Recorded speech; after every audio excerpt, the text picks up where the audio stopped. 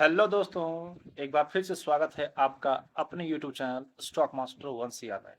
दोस्तों, अंडर 500 या 500 के आसपास की वैल्यूएशन की स्मॉल कैप दिग्गज कंपनियों का एक जो सीरीज चल रहा है, उसी सीरीज को आगे बढ़ाते हुए एक बार फिर से मैं आपके लिए लाया हूँ एक अच्छा और धमाकेदार स्टॉक, जिसका प्राइस आप देख सकते हैं वो 560 रुपये के आसपास चल रहा है।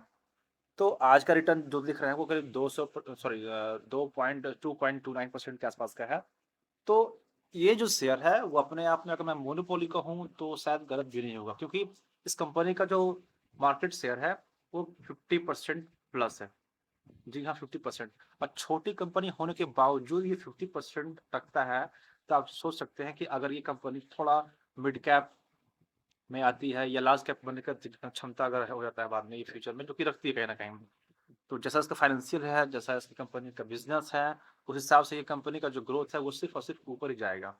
कैसे वो चलेगा पता, जब हम बैलेंस शीट चीज़ों को समझेंगे, कंपनी के बारे में जानेंगे और क्या क्या चीज़ें हैं, कुछ बेसिक इन्फॉर्मेशन लेंगे।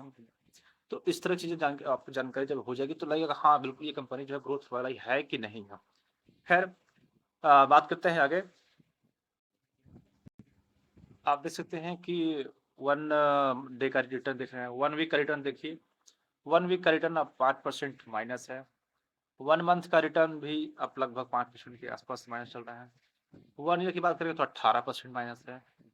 5 ईयर की बात करें तो करीब 45% का रिटर्न दिया हुआ है। तो ऑलमोस्ट ये हमारा दिख रहा है, मैक्सिमम ग्राफ देखेंगे। ये जो कंपनी का जो ग्राफ दिख रहा है वो इस समय करीब फरवरी की 2021 की बात है ये। तो फरवरी में ये कंपनी लिस्ट हुई थी स्टॉक मार्केट, शेयर मार्केट में यहाँ पे। और उस समय से लेकर अब तक करीब 2-3 साल हो चुके हैं, 2 साल प्लस लमसम।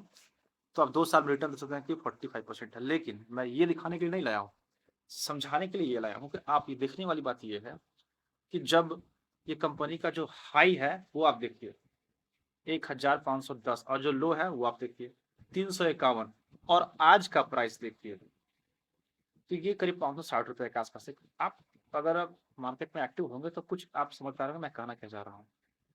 एक्चुअली जो प्राइस है वो अपने हाई से आप देख सकते हैं कि कहाँ है।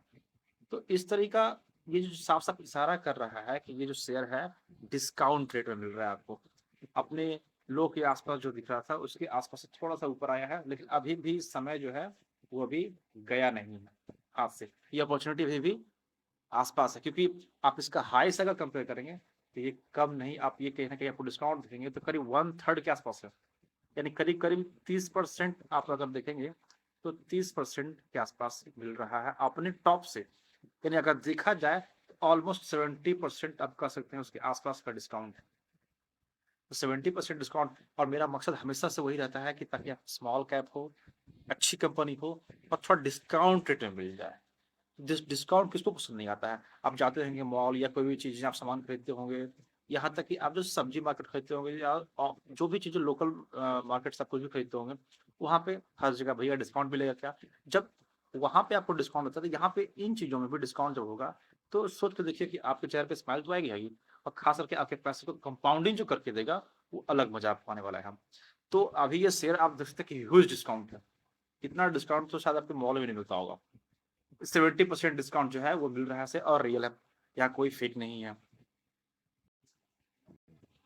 कंपनी काम जो इंडस्ट्री सेक्टर है वो है बोल सकते हैं इंडस्ट्रियल मशीनरी, यानी इंडस्ट्री में यूज होने वाली जितनी मशीन या ग्लास समझ चीजें होती हैं वो इक्विपमेंट बना कर देती है। आप एक बात तो जान रहे होंगे, अभी इंडिया का जो मार्केट है वो ग्रोइंग है। अब ये ग्रो कर रहा है क्योंकि धीरे धीरे जब ग्रो करेगा तो इंडस्ट्री भी ग्रो करेगी। जब इंडस्ट्री ग्रो करेगी तो इंडस्ट्री को मशीनरी प्रोवाइड करने वाली कंपनियां भी साथ में ग्रो होंगी। तो ये एक तरह का एक चैन है या एक तरह का एक इन्वायरमेंट है जो एक दूसरे को सपोर्ट करते जाता है और मार्केट ऑटोमेटिक ग्रो करता है। अगर एक बड़ी कंपनी ग्रो कर रही है उस दौरान, अगर एक कंपनी ग्रो कर रही है तो उस कंपनी के आसपास जो भी सेक्टर जहां से वो रॉ मटेरियल लेता है या जो भी चीजें इंडस्ट्रियल मशीनरी के लिए काम करता है वो कंपनी ऑटोमेटिक यहाँ पे ग्रो करती जाती है। तो ये इसी तरह का सेगमेंट में काम करती है। ये डायरेक्ट पब्लिक को नहीं, बट कहीं ना कहीं इंडस्ट्री जो सपोर्ट कर रही है वो इंडस्ट्री को धीरे धीरे सपोर्ट करती है और इंडस्ट्री को ये सर्विस प्रोवाइड करती है। तो इंडस्ट्रियल मशीनरी में बनाती है कहीं ना कहीं। और अभी तो मेक इन इंडिया आप जान रहे होंगे कितना। तो मेक इन इंडिया के तहत गवर्नमेंट जो है वो अच्छा से सपोर्ट कर रही है फाइनेंशियली भी, और ऐसे भी इंपोर्ट पे डिपेंडेंसी कम कर रही है और एक्सपोर्ट पे ज़्यादा कर रही है। जब एक्सपोर्ट पे डिपेंडेंसी ज़्यादा हो जाएगा तो क्या होगा कि जो कंपनी ज़्यादा एक्सपोर्ट करेगी उस दौरान यहाँ की लोकल जो मार्केट है वो काफ़ी स्पीड से ग्रो करेगा। जब लोकल मार्केट ग्रो करेगा तो कॉमन सेंस है कि वो कंपनियाँ ग्रो करेगी जो कंपनी जो सपोर्टिंग कंपनी है बड़े कंपनी को देती है, सपोर्ट करती है, जहाँ से रॉ मटेरियल या मशीनरी प्रोवाइड करती है, वो कंपनियां ऑटोमेटिक ग्रो करेगी। तो ये सारा आप समझ गए हो कि मैं कहना क्या चाह रहा हूँ। कंपनी में जो प्रॉफिटेबिलिटी है आप देख सकते हैं वो भी अच्छी तगड़ी है। अब कोई रेड जोन भी नहीं है, इतना डिस्काउंट होने के बाद भी कोई रेड फ्लैग नहीं है, मतलब कोई इंटरनल परेशानी ज़्यादा नहीं है, कोई खास इशू नहीं है। और जब भी अगर प्राइस नीचे आ रहा है, जब प्राइस नीचे आए उस समय कोई ना कोई इंटरनल परेशानी होता है, एक रेड जोन होता है जो कि इसमें फिलहाल नहीं है। यानी कि आपने ये जो शेयर गिरा हुआ है तो अपने वैल्यूएशन से जो नीचे आ गया, टॉप से हाई आ गया है, सॉरी टॉप से जो लो पे आ गया है, वो सिर्फ एक सिर्फ गिरावट है और ये एक अपॉर्चुनिटी है। डेट्स इट, इतना ही ये कहना चाह रहा है ग्राफ चेक करके, ये कोई रेड फ्लैग नहीं है। पी वैल्यू की बात करें तो आप यहाँ देख सकते हैं कि जो दिखा रहा है वो करंट वो 58 के आसपास है और सेक्टर का 44 है। ये डेटा थोड़ा सा पुराना है, अभी अपडेट नहीं हुआ है। ये डेटा थोड़ा सा पुराना है क्योंकि गिरावट को भी एडजस्ट नहीं किया, डेटा पुराना होने के कारण अभी ये बाद में अपडेट हो जाएगा तो कहीं ना कहीं ये वैल्यूएशन को एडजस्ट कर चुका है कहना क्या। डिविडेंड छोटी कंपनी को डिविडेंड देती है करीब 0.2, हालांकि डिविडेंड बहुत ज़्यादा मैटर नहीं करता है मेरे हिसाब से। मेरा जो पर्सनल ओपिनियन है वो डिविडेंड कम से कम होना चाहिए, तो 1% से ज़्यादा हो तो थोड़ा अट्रैक्टिव लगता है मुझे। बट कोई बात नहीं, छोटी कंपनियां होने के बाद भी डिविडेंड दे रही है, ये कम बड़ी बात नहीं, ये बताता है कंपनी के पास कहीं ना कहीं कैश तो ठीक ठाक आता ही है, कैश फ्लो ठीक ठाक है। कंपनी के रेवेन्यू की बात करें तो higher than industry growth, industry में जितना रेवेन्यू आ रहा है एवरेज उससे कहीं ना कहीं ज़्यादा है। इंडस्ट्री का आप देख सकते हैं जो ग्रोथ दिख रहा है वो करीब करीब 12% के आसपास है, लेकिन इसका जो कंपाउंडिंग जो ग्रोथ हो रहा है वो करीब करीब 60% के आसपास है, करीब 57% समथिंग। तो अप्रोक्सीमेटली 60% के आसपास कहीं ना कहीं जा रहा है, एवरेज प्राइस है ये 57। तो यहाँ पे इंडस्ट्री के की तुलना में ज़्यादा ग्रोथ भी हो रहा है। इंक्रीजिंग मार्केट शेयर, आप देखते हैं कि मार्केट शेयर भी थोड़ा थोड़ा पहले से इंक्रीज कर चुका है। हालांकि ये परसेंटेज बहुत छोटा है, बट कोई बात नहीं है, डाउनफॉल तो नहीं है, कहीं ना कहीं इंक्रीमेंट ही हो रहा है और रेवेन्यू भी लगातार बढ़ रहा है, कोई दिक्कत नहीं है। तो यहाँ पे नेट इनकम में देखें वहाँ भी अच्छा खासा ग्रोथ दिख रहा है। इंडस्ट्री में करीब 20% के आसपास है, 19.77 जैसा कि आपको शो हो रहा है यहाँ पे। और साथ ही साथ जो इसका जो रेट है वो आप जो देख रहे हैं year by year rate of जो ग्रोथ है आपका इनकम में वो करीब 67%, और ये 67% कम नहीं होता है। 67% छोटी मोटी बात नहीं होती है इंडस्ट्री में कमाना परसेंटेज। ये एक अच्छा ग्रोथ बता रहा है ईयर ऑन ईयर, तो अच्छा है, ये काफी तगड़ी सेगमेंट है। जिस सेगमेंट में काम करता है वो सेगमेंट भी बहुत बढ़िया है। और जैसा कि मैंने बताया कि अपने सेक्टर में ये 50% अकेले, जी हाँ 50% सिर्फ अकेले सेगमेंट में काम करता है। तो ये सारा काफी है कंपनी के बारे में, इंडस्ट्री के बारे में कि ये स्ट्रांग है या वीक है।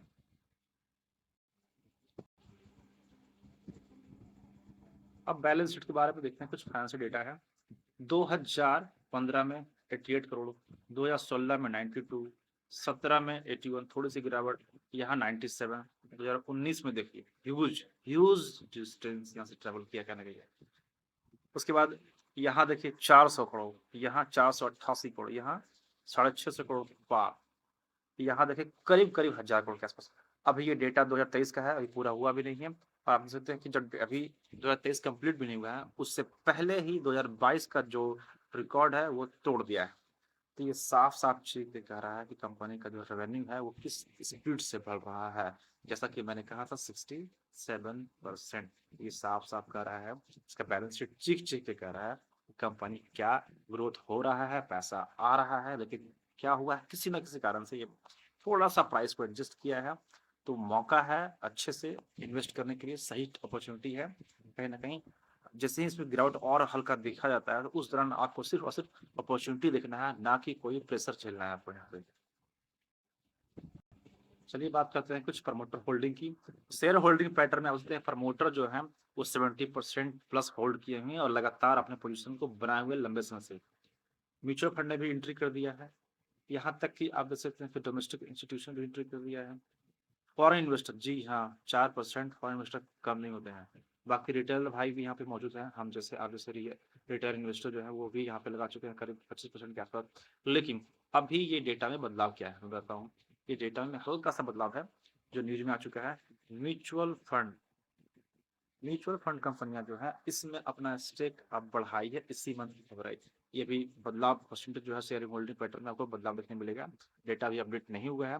तो हाल ही न्यूज़ के अनुसार देखा जा रहा है कि म्यूचुअल फंड कंपनी ने इसमें एंट्री की है और एंट्री करते साथ अभी प्राइस अभी धीरे-धीरे एक समय आएगा, ये प्राइस भी भागेगा।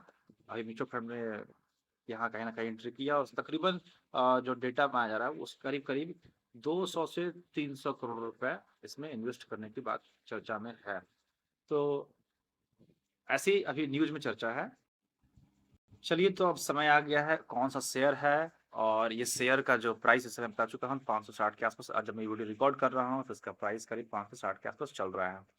तो शेयर का जो नाम है वो आप देख सकते हैं एचएलई ग्लास कोड। जी हाँ, शेयर का नाम क्या है? HLE glass code. इस शेयर को याद रखें क्योंकि ये पैसा बिल्कुल बना कर देने वाला है।